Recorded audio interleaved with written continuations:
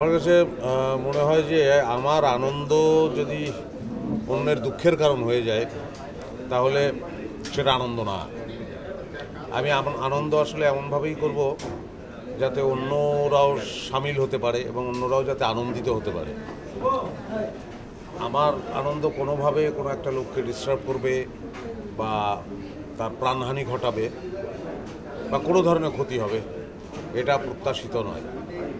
আনন্দ 31 অনেকেই করতে চাইবেন, পছন্দ করবেন, কিন্তু আতশবাজির কারণে পাখি মারা যায়। আতশবাজির কারণে আপনি বললেন, এই ইনফরমেশনটা আমার কাছে ছিল না যে গতবার শিশুও মারা গেছে। সো এই আতশবাজির কারণে যদি এরকম হানিকর কিছু ঘটে তাহলে সেটা থেকে তো অবশ্যই আমরা বিরত থাকব এবং বিরত থাকার অনুরোধ জানাচ্ছি সবাইকে। সবাই একসঙ্গে বাঁচি। কি বলবেন বাকিদের উদ্দেশ্যে নতুন বছর? হ্যাপি নিউ ইয়ার, ভালো থাকবেন সবাই এবং আপনারা বাংলা দেশকে ভালোবাসেন, সংস্কৃতিকে ভালোবাসেন, আমাদের নাটক, আমাদের অভিনয় ভালোবাসেন, যে কারণে আমরা এই কাজগুলো করে যাচ্ছি। আপনাদের এই ভালোবাসা অব্যাহত থাক।